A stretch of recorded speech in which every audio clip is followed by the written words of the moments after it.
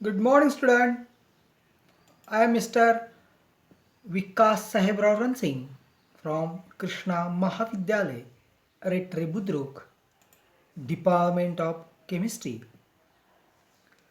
Today I will deliver seventh lecture on the topic aldehydes, ketones, and carboxylic acids.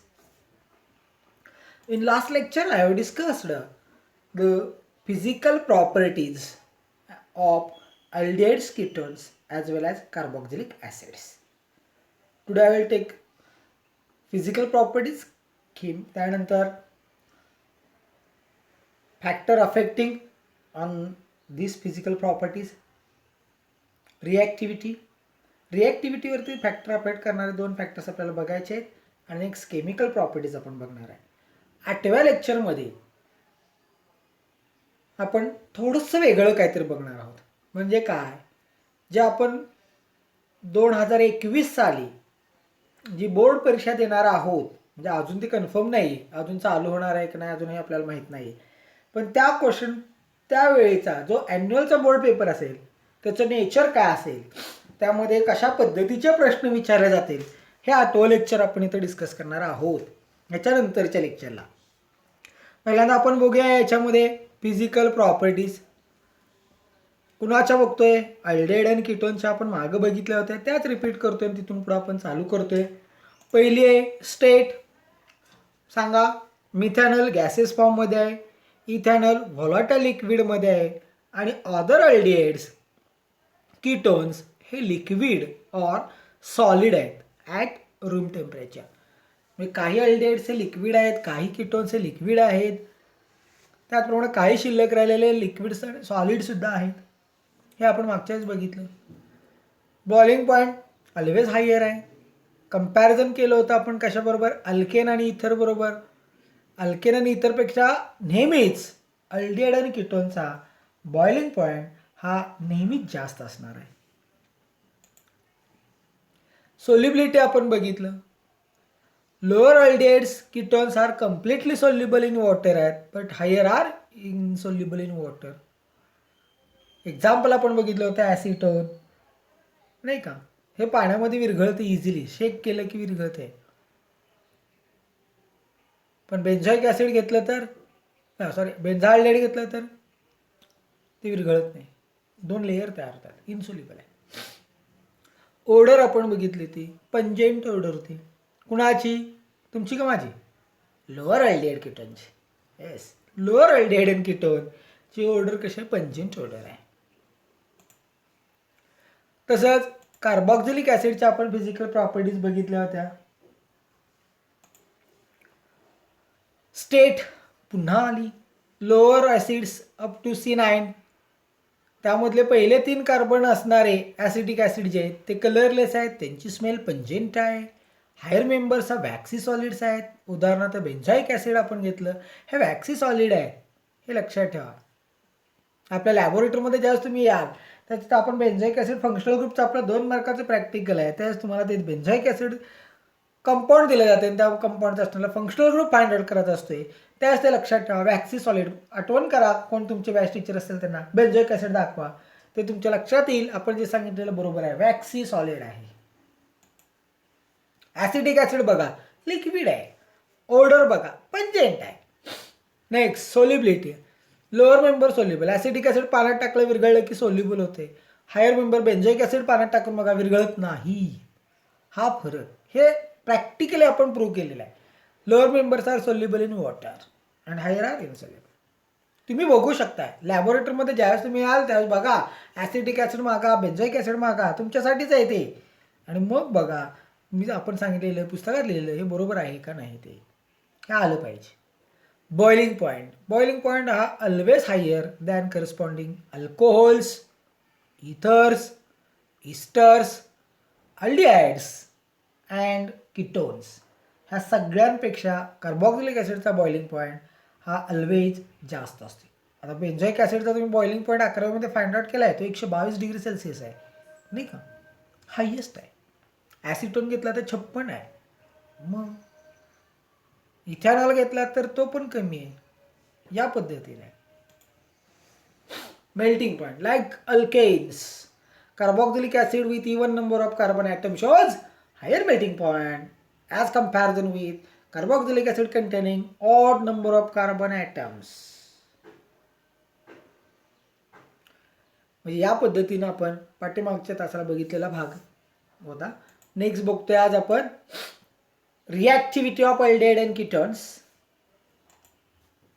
अल्डेहाइड्स are more reactive than ketone. या दोन्हीपैकी comparison केलं तर सर्वात जास्त reactive कोण आहे? अल्डेहाइड्स आहेत than ketone towards nucleophilic attack. आता न्यूक्लियोफिलिक अटॅक ज्यावेळेस होईल त्यावेळेस अल्डेहाइड हे मोर रिॲक्टिव्ह दॅन कीटोन्स आहेत. आता हे एक्सप्लेन केलं on the base of electronic effect and steric इफेक्टवर. बघा इन्फ्लुएन्स ऑफ इलेक्ट्रॉनिक इफेक्ट. काय इफेक्ट आहे हा? का अल्डेहाइड हे more reactive towards nucleophilic substitution reactions. Alkyl group have electron donating inductive effect आहे. मग अल्किल ग्रुपकडे काय प्लस आय इफेक्ट आहे. कीटोन्समध्ये काय आहेत? कारण अल्डेहाइडमध्ये एकच अल्किल ग्रुप आहे. कीटोनमध्ये 2 इलेक्ट्रॉन डोनेटिंग अल्किल ग्रुप्स आहेत आणि ते दोन्ही alkyl group bonded to carbonyl group आहेत and which are responsible for decreasing its positive polarity and electrophilicity. कळलं का? अल्डेहाइडमध्ये किती आपल्याकडे मिथिल ग्रुप आहेत म्हणजे अल्किल ग्रुप आहेत एकच आहे. तो काय दाखवतोय? Electron donating inductive effect. कुठला? पॉझिटिव्ह इंडक्टिव्ह इफेक्ट आहे. कीटोनमध्ये गेलं की काय होते? तर कीटोनमधला जो कार्बोनिल ग्रुप आहे त्याला 2 अल्किल ग्रुप अटॅच आहेत आणि त्यामुळे ते अल्किल ग्रुप काय करतायत तर डिक्रीज करतायत. काय डिक्रीज करतायत? Its positive polarity and electrophilicity. आणि म्हणून aldehydes are more reactive than ketone. हे सर्वात महत्त्वाचं रिझन. अल्किल ग्रुपचं कंपॅरिझन केलं. एकच अल्किल ग्रुप अल्डेहाइडमध्ये, 2 अल्किल ग्रुप कीटोनमध्ये नाही का. अल्डेहाइड म्हणून तर त्याला आपण अल्डेहाइड म्हणतोय कारण एक कार्बनमधला एक बॉन्ड हा नेहमी हायड्रोजनशी अटॅच असणार आहे. एक्सेप्शनल आपण काय बघितलं होतं? फॉर्मल्डिहाइड की ते दोन्ही हायड्रोजन आहेत. पण हे एक्सेप्शनल सोडा, राहिलेल्यामध्ये काय दुसरा बॉन्ड हा नेहमी अल्किल ग्रुपला अटॅच आहे नाही का. एकच अल्किल ग्रुप पण ह्याच्यामध्ये कीटोनमध्ये ऑलवेज 2 अल्किल ग्रुप्स आहेत. मग ते इव्हन असतील, सेम असतील किंवा डिफरंटच असतील पण दोन्ही अल्किल ग्रुपच असणार आहेत. आणि त्यामुळं ते काय करतात? ते रिस्पॉन्सिबल आहेत कशासाठी? For decreasing its polarity. कसली पोलॅरिटी डिक्रीज करणार आहेत? निगेटिव्ह का पॉझिटिव्ह ते स्पेसिफिक आहे. Positive polarity and electrophilicity. हा पहिला इफेक्ट. दुसरं, in contrast aldehyde have only one electron donating group bonded to carbonyl group. This make aldehyde more electrophilic than ketones. नाही का. तेच आहे. एकच अल्डेहाइडमध्ये आपला काय आहे? अल्किल ग्रुप आहे. डोनेटिंग ग्रुप कुठला आहे? 1 इलेक्ट्रॉन डोनेटिंग ग्रुप आहे. कीटोनमध्ये 2 आहेत आणि त्यामुळे अल्डेहाइड हे कीटोनपेक्षा मोर काय असतात? रिॲक्टिव्ह असतात. स्टेरिक इफेक्ट बघूया आता. Two bulky groups in ketone come in the way of incoming nucleophile. This is called steric hindrance. 2 bulky group आहेत कीटोनमध्ये त्यामुळे स्टेरिक हिंड्रन्स मिळते टू न्यूक्लियोफिलिक अटॅक. तिथं 2 बल्की ग्रुप कीटोनमध्ये अल्किल ग्रुप असल्यामुळं steric hindrance मिळते नाही का. हेही सर्वात महत्त्वाचं स्टेरिक आहे. Aldehyde contains only 1 alkyl group and they are less crowded or sterically less hindered and hence aldehyde are more easily attacked by nucleophiles. म्हणजे एकच अल्किल ग्रुप आहे, क्राउडिंग कमी आहे, स्टेरिकली हिंड्रन्स कमी आहे. पण कीटोनमध्ये 2 अल्किल ग्रुप आहेत, जास्त क्राउडिंग आहे आणि त्यामुळे जास्त स्टेरिकली हिंड्रन्स आपल्याला जास्त बघायला मिळते. कशामध्ये? कीटोनमध्ये. आणि म्हणून सुद्धा aldehyde R more reactive than ketones. बघा त्याचे स्ट्रक्चर्स आपण बघितलेत. हा कीटोन आहे, पहिलं कंपाऊंड कीटोन 2 अल्किल ग्रुप, दुसरं कंपाऊंड अल्डिहाइड. त्यामुळे इथं स्टेरिकल हिंड्रन्स कमी, क्राउडिंग कमी.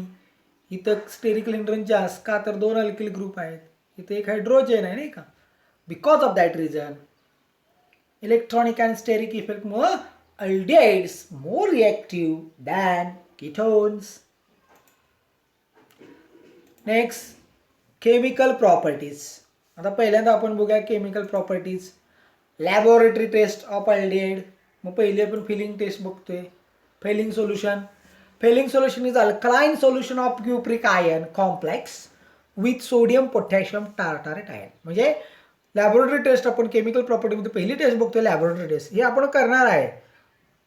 फेलिंग टेस्ट करणार आहे, चिप्स टेस्ट करणार आहे, टोलेन्स रिएजंटची टेस्ट आपण करणार आहे, अल्डेहाइडसाठी, कीटोनसाठी, कार्बोक्सिलिक ॲसिडसाठी, सगळ्यांसाठी करणार आहोत. बघा आपण अल्डेहाइडमध्ये पॉझिटिव्ह दाखवतात. फेलिंग सोल्युशन म्हणजे काय कळालं का? पहिल्यांदा alkaline solution of cupric ion complex with sodium potassium tartrate ions आहे. आता बघा, when it is oxidise as aldehyde the complex cupric ion हे डीप ब्ल्यू कलरचं रिड्यूस होते, रेड कलरचं होते, दॅट इज क्युप्रिक ऑक्साईड तयार होते. म्हणजे ज्यावेळेस आपण हे फेलिंग सोल्युशन वापरतो अल्डिहाइड बरोबर, त्याचं ऑक्सिडेशन होते, कॉम्प्लेक्स तयार होते. आणि कॉम्प्लेक्स तयार होत असताना ह्या क्युप्रिक आयनचा कलर बदलतोय. ब्ल्यूचं रेड होते, म्हणजे रिडक्शन होते cupric oxide. Cupric आयनचं cuprous ऑक्साईडमध्ये reduction होते आणि त्यामुळे कलर चेंज होते. हा कलर चेंज झाला की लक्षात ठेवायचं ते is a functional group of the compound is called aldehyde. ही लॅबोरेटरी ट्रेस. अल्डिहाइड ओळखायचं कसं? The presence of red PPT of cuprous oxide serve as an indication of aldehyde group in a molecule. आता आपण functional group कुठले आहेत कंपाऊंडमध्ये हे ओळखण्यासाठी ही taste करत असतो. मग त्यामध्ये फक्त फेलिंग सोल्युशन आपण घेतलं, क्युप्रिक आयनचा ब्ल्यू कलर जाऊन काय होते, क्युप्रस ऑक्साईड तयार होते, रेड कलरची पीपीटी तयार होते. मग इंडिकेट करते त्या कंपाऊंडमध्ये अल्डिहाइड हा फंक्शनल ग्रुप आहे. रिॲक्शन आपल्याला बघायचीच आहे. For example, when acetaldehyde is heated with Fehling solution a red PPT of cuprous oxide is form. कशी रिॲक्शन होते बघा. ॲसिटाल्डिहाइडचा formula CH3CHO, cupric hydroxide COH twice, 2 molecule लागतात. 5 ऑफ NaOH, सोडियम पोटॅशियम टार्टारेट. हे कॉम्प्लेक्स तयार झालं की CH3CO Na plus Cu2O plus 3H2O plus 4Na plus. In this reaction, acetaldehyde is oxidized to acetic acid and acid is changing its sodium acetate. जिथं आपल्याला sodium acetate तयार होते, नाही का. नेक्स्ट, फेलिंग सोल्युशन झाल्यानंतर आता टोलेन्स रिएजंट. आता टोलेन्स रिएजंटमध्ये काय आहे बघा. When acetaldehyde is heated with Tollens reagent, silver mirror is deposited in the inner side of the test tube. आपण आता टेस्ट ट्यूबमध्ये घेतलं, कंपाऊंडचं वॉटर सोल्युबल आहे का बघितलं, कंपाऊंड घेतलं, त्यामध्ये टोलेन्स रिएजंट तयार केलेला असतो, तो ॲड केला. तर सिल्वर मिरर आता काच घेतली, ट्रान्सपरंट आहे, पण त्याला जर पाठीमागून आपण विलेपन केलं चांदीचं किंवा मर्क्युरिक ऑक्साईडचं, तर तो आरसामध्ये रूपांतर होते, म्हणजे आपलं प्रतिबिंब आपण त्याच्यामध्ये बघू शकतो. तसंच ॲसिटाल्डेहाइड म्हणजे आपण ग्लुकोज, फॉर एक्झाम्पल ग्लुकोज तुम्हाला दिलेला आहे, ग्लुकोजमध्ये ॲसिटाल्डेहाइड म्हणजे अल्डिहाइड ग्रुप आहे, कुठलंही घ्या, त्यामध्ये टोलेन्स रिएजंट केला की टेस्ट ट्यूबमध्ये आतून सिल्वर मिरर डिपॉझिशन होणार. And that indicate aldehyde as a functional group in a molecule, that is Tollens reagent. बघा, CH3CHO plus twice of AgNH3 twice plus OH minus gives CH3COH plus twice of Ag plus 4 ammonia plus water आहे. हे silver mirror इथं काय होतं, आपल्याला deposit होते. हा silver जो आपला इथून रिमूव्ह होते तो आतून डिपॉझिट होते. ते आपण टेस्ट ट्यूबच्या समोर जर बघितलं तर आपलं प्रतिबिंब आपण त्याच्यामध्ये सहज बघू शकतो. हे प्रॅक्टिकली प्रूव्ह केले आपण, हे प्रॅक्टिकलला आहे, हे लक्षात ठेवा. इथे फक्त आपण सांगतोय म्हणून थरोली फक्त लक्षात ठेवा. ज्यावेळेस प्रॅक्टिकल कराल तर तुमच्या लक्षात येईल की सिल्वर मिरर म्हणजे नक्की काय डिपॉझिट होते ते. आणि लॅबोरेटरी टेस्टमध्ये आपण अल्डिहाइड कीटोन कसं, कार्बोक्सिलिक ॲसिड कसं ओळखतोय तो. Tollens reagent oxidizes acetaldehyde into acetic acid and it reduced to metallic silver. मग इथे मेटॅलिक सिल्वर आपला डिपॉझिट होते. Chips reagent. When dilute solution of aldehyde कुठलेही घ्या, added to magnetar solution decolorizes to sulfur dioxide and the intense red color is restored. This is known as Schiff's test for aldehyde. ह्या सगळ्या taste कीटोनसाठी negative आहेत. कीटोनमध्ये आपल्याला ह्या taste येत नाहीत. हे लक्षात ठेवा, कीटोनला नाही, फक्त अल्डिहाइड आपल्याला लक्षात येण्यासाठी ह्या टेस्ट आहेत. म्हणजे फेलिंग सोल्युशनमध्ये रेड पीपीटी तयार होते, टोलन्स रेजिनमध्ये सिल्वर डिपॉझिशन होते आणि ह्याच्यामध्ये काय होते, इंटेन्स रेड कलर स्टोअर्ड होते and that indicate aldehyde. That is acetaldehyde plus Chips reagent gives pink or magenta or bright crimson color. That indicate presence of aldehyde as a functional group in the given organic compound. ठीक आहे. Next laboratory test for ketones आपण बघूया. Sodium nitroprusside red colour, blood red colour इथं आपल्याला मिळणार आहे and that indicate presence of ketone.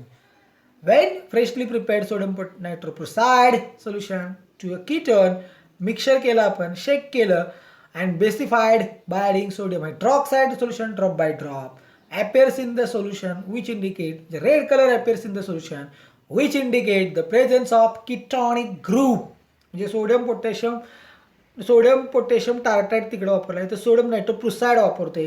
त्या अल्डेहाइडला टोलेन्स feeling आणि चिप्स पॉझिटिव्ह टेस्ट आणि कीटोनला निगेटिव्ह, हीट कीटोनला पॉझिटिव्ह, अल्डेहाइडला निगेटिव्ह, असं आपल्याला बायोफर्गेशन याच्यानुसार करता येते. म्हणजे नायट्रोप्रुसाइड आणि कीटोन शेक केलं आणि त्याच्यामध्ये sodium hydroxide drop by drop केला, म्हणजे बेसिफाईड आपण सोल्युशन केलं, तर तिथं रेड कलर अपियर होतोय आणि that red colour indicate presence of ketonic group in a molecule as a functional group.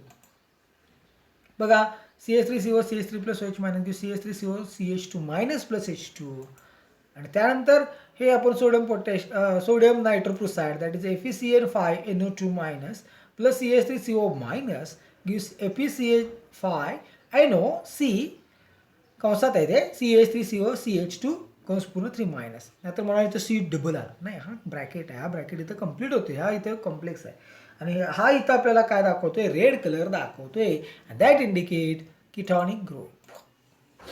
Nucleophilic addition reactions. आज आपण इथे 2 न्यूक्लियोफिलिक ॲडिशन रिॲक्शन्स बघतोय.